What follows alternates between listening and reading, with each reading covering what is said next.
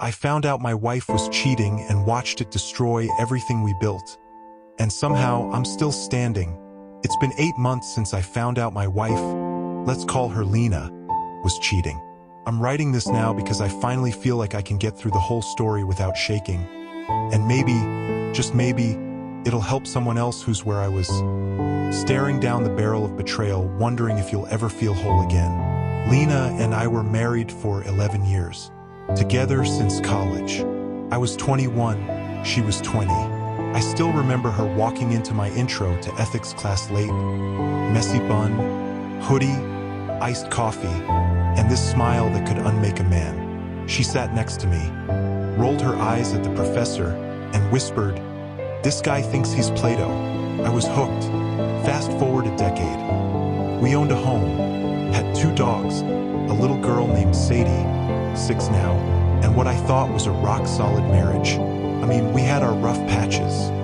Who doesn't? Money got tight when I started my business. We lost her dad and my mom in the same brutal year. There were nights where we barely spoke, but I thought we were doing what married people do. Pushing through, weathering storms.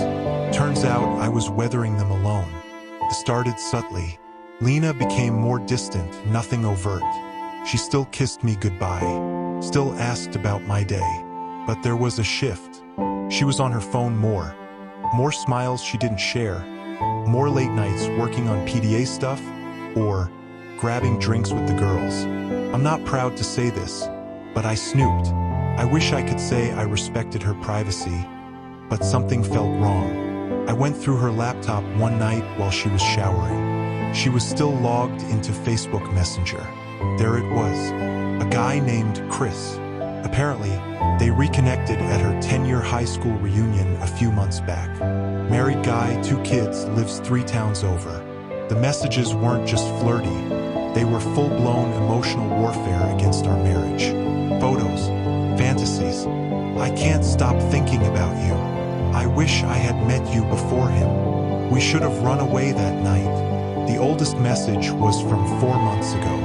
She'd been sleeping in our bed, kissing me goodnight, tucking our daughter in, all while building another life with this man. I didn't confront her right away.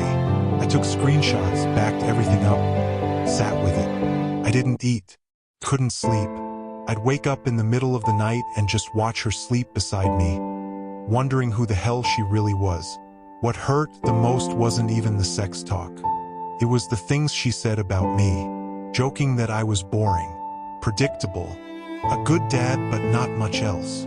Chris asked if I'd notice if she left, and she said, he might be relieved. I cried in my car like a kid. Eventually, I told my best friend. He asked me if I was going to leave her, and I didn't know. That scared me the most. How numb I felt. I think I'd always imagined that if someone cheated on me, I'd blow everything up. But in that moment, I just felt small and tired. 2 days later, I confronted her. Calmly, I asked her how the PDA stuff was going. She said, busy as hell. I nodded.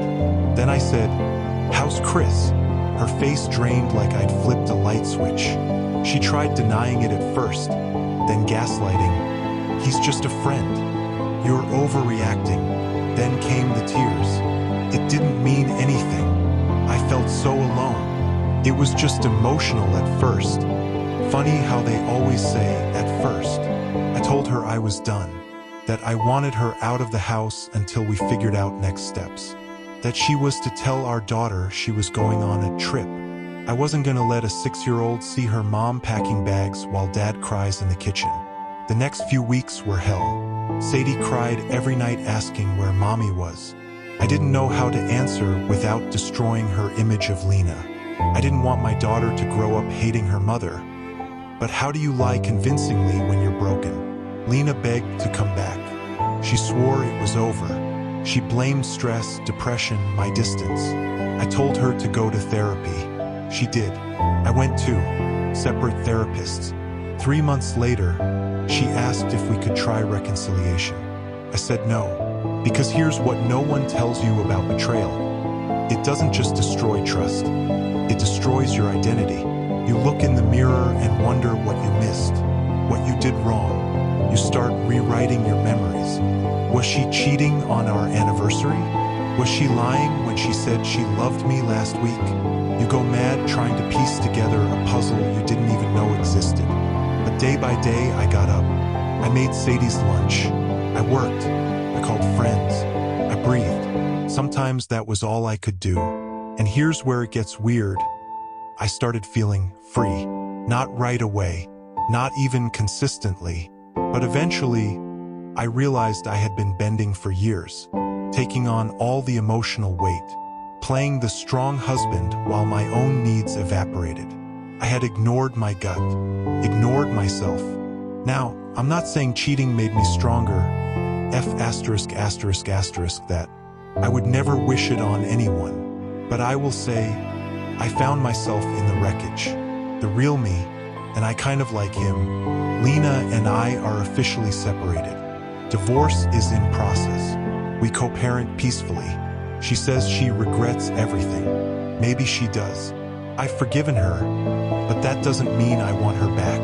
My daughter is doing okay. Kids are resilient. She doesn't know the full story. Maybe one day she will. But for now, she knows that Dad loves her, and that her life is still full of love and laughter and stability. As for me, I'm taking it slow. Dating feels impossible some days, hopeful other days. I journal. I go for long walks. I cook elaborate meals just for myself. I say no more often. I laugh a little louder. To anyone going through this, I see you. You're not alone. You're not broken. You're just waking up. And one day, maybe not tomorrow, maybe not next month, you'll look in the mirror and recognize yourself again. And you'll be proud.